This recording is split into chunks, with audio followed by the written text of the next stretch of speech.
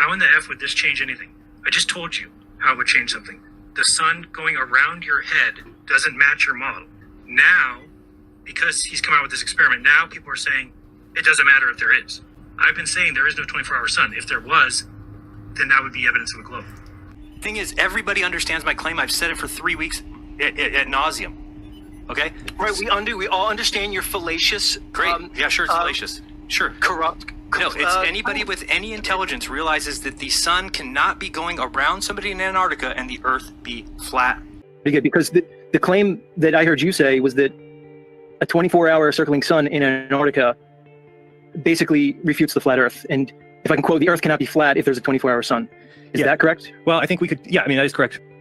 Your statement was the 24-hour circling sun in Antarctica refutes the flat Earth. And to be more specific, you said a flat Earth cannot exist with a 24-hour sun in Antarctica. Right. Okay, so you agree to that. Jeran, you're making a claim that a 24-hour sun in Antarctica debunks the flat Earth. Correct. I disagree. Yeah, I know you do.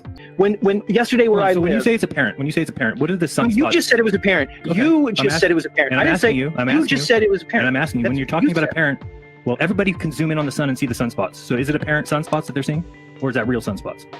I don't know, Jeran. You're the one who just said it's apparent because you used logic and realized it has to be.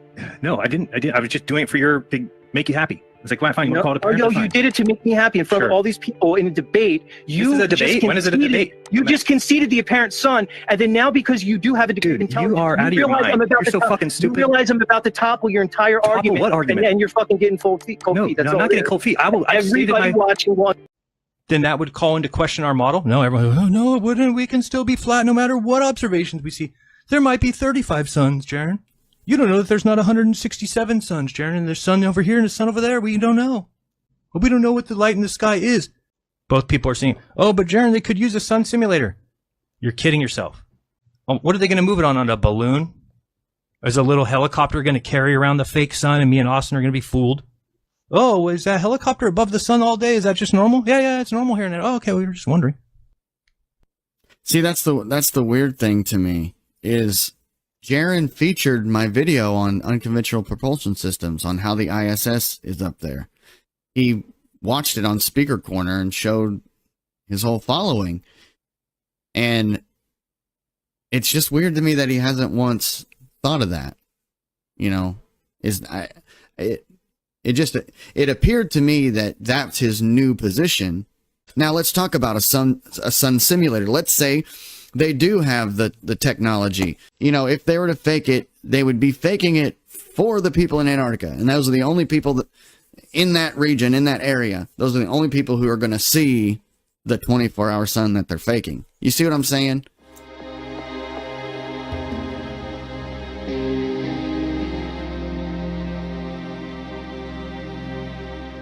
Here we've got a little diagram for you to look at. You'll have to notice, and you can just take a globe at home and put a piece of cardboard on top. That plane is all you would be able to see from the top of the globe, admitted even by the globe earthers, that there isn't a perpetual amount of distance you can see. Therefore, that's all you see, meaning when you see the sun rise and set, you would only be seeing that short little arc. Sorry, Earth, not a globe. But when it comes to the sun on a flat motionless plane, as I described on Globebusters this Sunday, here's how I see it working. First thing, to understand the idea of the atmospheric dome, we can see in a circle around us for about 3 miles in radius. If it's very clear, perhaps more. Generally speaking, a 6-foot man can see about 3 miles from his position. If we get up higher, we can see further. Our view circle enlarges.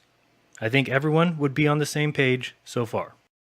Let's look at this observer here and realize that the air in front of us can be a lot like a pane of glass.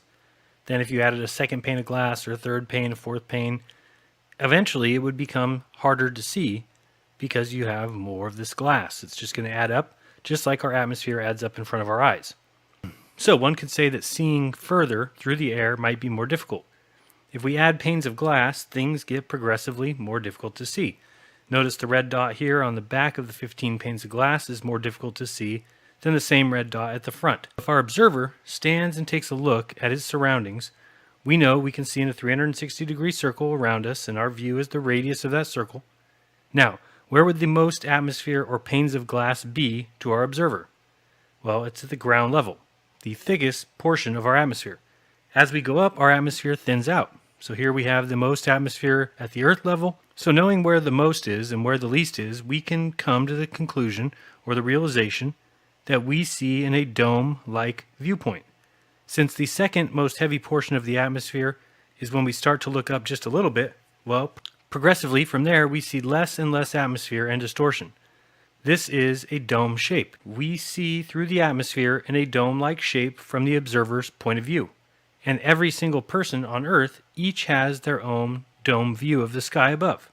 But everything we see happens in our personal little dome. Now we can see the sun. As the sun goes away from us, now we understand why the sun sets on a flat Earth. And also, as the sun's away from the other observer, why it rises on a flat Earth. It is simply the sun eclipsing the atmospheric layer or the cloud layer at the horizon off in the distance. Never changed their height in the sky in comparison to you. It's just the way we observe it. So everything that happens above us displays for us in our own personal atmospheric dome. The sun, the moon, and that's why we don't have the exact positions for either one, because they're rendered to each of us separately. Rather, the only time that you could really get the measurement of the distance of the sun would be on the equator on the equinox. The same goes for Polaris, where you can only get its distance from the North Pole. Here we've got another drawing. It's labeled a few places. We'll look at label letter A. That's the observer showing his radius of view circle. Letter B is the supposed curve of the Earth. C is the actual flat plane of the Earth. D is the apparent concavity of the Earth, and that's when we see the water rising to eye level. E is the apparent path of the clouds. F is the true cloud level. G is the apparent path of the sun. And H is the actual sun path. The next image that you see, it gives you an idea of what many of these atmospheric domes would look like together, all operating at once. When one guy has noon, well, another guy has 1 o'clock, another guy has 2 o'clock, and so on and so forth around the flat plane.